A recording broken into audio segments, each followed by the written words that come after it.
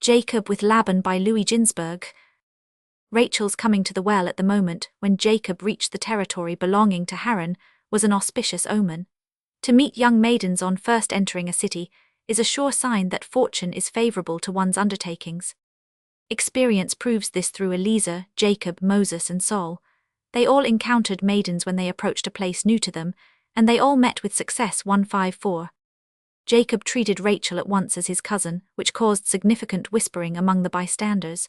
They censured Jacob for his demeanor toward her, for since God had sent the deluge upon the world, on account of the immoral life led by men, great chastity had prevailed, especially among the people of the East. The talk of the men reduced Jacob to tears. Scarcely had he kissed Rachel when he began to weep, for he repented of having done it. There was reason enough for tears. Jacob could not but remember sadly that Eliezer, his grandfather's slave, had brought 10 camels laden with presents with him to Haran, when he came to sue for a bride for Isaac, while he had not even a ring to give to Rachel. Moreover, he foresaw that his favorite wife Rachel would not lie beside him in the grave, and this, too, made him weep. As soon as Rachel heard that Jacob was her cousin, she ran home to tell her father about his coming. Her mother was no longer among the living, else she would naturally have gone to her. In great haste Laban ran to receive Jacob. He reflected, if Eliezer, the bondman, had come with 10 camels, what would not the favorite son of the family bring with him?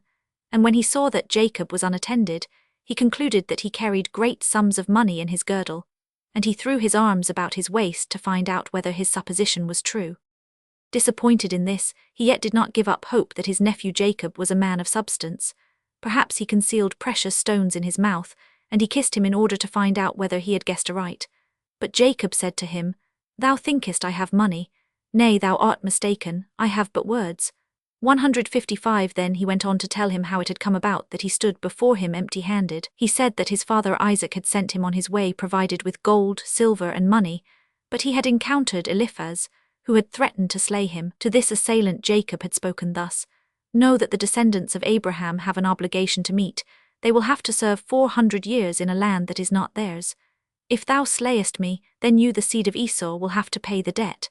It were better, therefore, to take all I have, and spare my life so that what is owing may be paid by me." Hence, Jacob continued, "I stand before thee bare of all the substance carried off by Eliphaz." This tale of his nephew's poverty filled Laban with dismay. "What," he exclaimed, "shall I have to give food and drink for a month or perhaps even a year to this fellow who has come to me empty-handed?" He betook himself to his teraphim to ask them for counsel upon the matter, and they admonished him, saying, "Beware of sending him away from thy house. His star and his constellation are so lucky that good fortune will attend all his undertakings, and for his sake the blessing of the Lord will rest upon all thou doest, in thy house or in thy field." Laban was satisfied with the advice of the teraphim, but he was embarrassed as to the way in which he was to attach Jacob to his house. He did not venture to offer him service, lest Jacob's conditions be impossible of fulfillment. Again he resorted to the teraphim, and asked them with what reward to tempt his nephew, and they replied, "A wife is his wage. He will ask nothing else of thee but a wife. It is his nature to be attracted by women, and whenever he threatens to leave thee, do but offer him another wife, and he will not depart." Laban went back to Jacob and said, "Tell me, what shall thy wages be?"